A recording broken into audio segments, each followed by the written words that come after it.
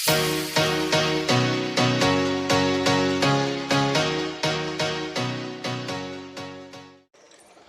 Hello வணக்கம் welcome back to Tamil hero channel. நம்ம Bigg Boss season 7 பார்த்திங்க அப்படின்னா வந்து ஓல்டு கண்டஸ்டன்ஸ் எல்லாருமே வந்து என்ன அப்படின்னா வந்து ரீஎன்ட்ரி கொடுக்க ஆரம்பிச்சிட்டாங்க. அந்த விதத்தில் பார்த்திங்க அப்படின்னா வந்து அனன்யா இன்றைக்கி மார்னிங் ஃபஸ்ட்டாக வந்து என்ன அப்படின்னா வந்து ரீஎன்ட்ரி கொடுத்துருக்காங்க. உள்ளே வந்து அனன்யா சும்மா இருக்காமல் பல ரகசியங்களை வந்து உடச்சி விட்ருக்காங்க.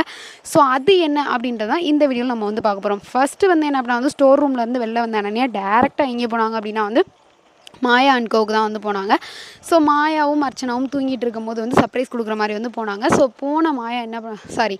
போன அந்த அனன்யா வந்து என்ன பண்ணாங்க அப்படின்னு பார்த்தீங்கன்னா, எல்லோரும் அதுக்கப்புறம் ஹவுஸ்மேட்ஸ் எல்லோரும் வந்து வர ஆரம்பிச்சிட்டாங்க. இங்கே வந்து உட்காந்துருக்கப்போ ஃபஸ்ட்டு ரிவீல் பண்ண விஷயம் என்ன அப்படின்னா வந்து சென்னையில் ஃப்ளட் வந்து அதிகமாகிடுச்சு. அதாவது என்ன அப்படின்னா வந்து நிறைய விஜய் வர்மா சொல்லுவார், கார் பார்க்கிங் வந்து இவ்வளோவுக்கு வந்து தண்ணி இருந்துச்சு, அதாவது கார் பார்க்கிங் பண்ணுற இடத்துல இவ்வளோவுக்கு தண்ணி இருந்துச்சு, எங்கள் வீட்டுக்குள்ளெலாம் தண்ணியே வராது, ஆனால் அங்கே வர்ற அளவுக்கு அவ்வளோ இது இருந்துச்சு. அது மட்டும் இல்லாமல் நிறைய க்ரொக்கடைல்ஸ்லாம் வந்து வர ஆரம்பிச்சிருச்சு ரோட்லேயே அப்படின்ற மாதிரி அந்த விஷயங்கள், அதாவது சென்னை ஃப்ளட்டு ரிலேட்டடாக வந்து என்ன வந்து ஃபஸ்ட்டு வந்து ரகசியத்தை வந்து உடைக்கிறாங்க.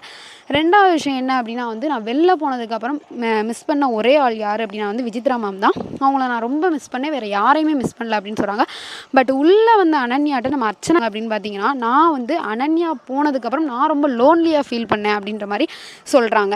ஸோ தேர்டு விஷயம் என்ன அப்படின்னு பார்த்தீங்கன்னா, மாயா கிட்ட அனன்யா மாயாவுக்கும் விக்ரமுக்கும் என்ன சண்டை நடந்துச்சு அப்படின்ற மாதிரி வந்து கேட்குறாங்க. அப்போ கேட்குறப்போ என்ன சொல்கிறாங்க அப்படின்னு பார்த்தீங்கன்னா, நான் வந்து ஃபேமிலி ரவுண்டுக்கு அப்புறம் பார்த்திங்க அப்படின்னா வந்து விக்ரம் ஏன் இப்படி மாறினான்னு எனக்கு சுத்தமாகவே வந்து தெரில. அதாவது ஃபேமிலி ரவுண்டுக்கு அப்புறம் எங்ககிட்ட பேசலாம், மற்ற எல்லாரையும் ஃப்ரெண்ட்ஸ் ஆக்கிக்கிட்டான்.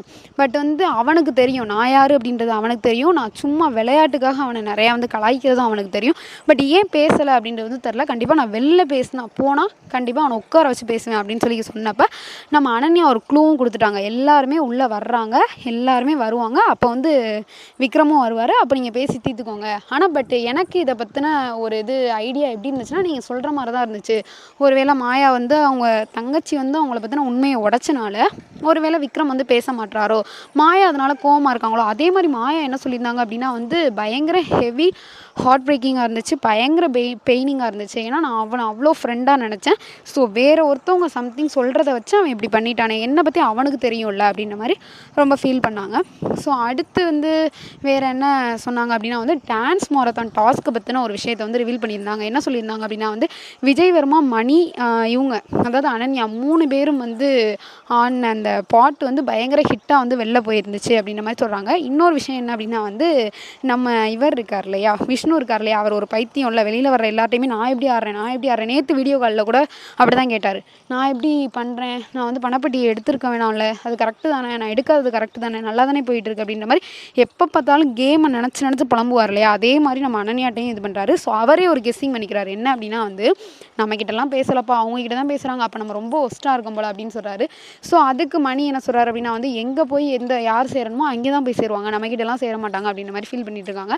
ஸோ இவங்க கொடுத்த ஒரு க்ளூவில் என்ன தெரியுது அப்படின்னா வந்து ஒன்று சரவண விக்ரம் பற்றி வந்து ஃபுல்லாக உடச்சி விட்டாங்க மாயாட்ட. இன்னொன்று வந்து எல்லாருமே இந்த வீக் ஃபுல்லாகவே வந்து அதர் கண்டஸ்டன்ஸ் எல்லாருமே உள்ளே வர போகிறாங்க. ஸோ பிரதீப் உள்ளே வந்தால் எப்படி இருக்கும், வினுஷா உள்ளே வந்தால் எப்படி இருக்கும், ஐஷு உள்ளே வந்தால் எப்படி இருக்கும், நிக்ஷன் வந்து உள்ளே வந்தால் எப்படி இருக்கும். ஸோ இந்த காம்போ எப்படி இருக்கும் அப்படின்றத பார்க்குறதுக்கு நான் ரொம்ப ஈகராக இருக்கேன். நீங்கள் ஈகராக இருந்தால் மறக்காமல் நம்ம சேனலுக்கு கீழே உள்ள கம்பாக்ஸில் கமெண்ட் பண்ணுங்கள். இந்த வீடியோ உங்களுக்கு பிடிச்சிருந்தா லைக் பண்ணுங்கள், ஷேர் பண்ணுங்கள், கமெண்ட் பண்ணுங்கள். அப்படியே நம்ம சேனலை சப்ஸ்கிரைப் பண்ணிடுங்க. ஓகே பேபே, உங்களுக்கு விடைபெறுவது உங்களுக்கு நகராஜ்.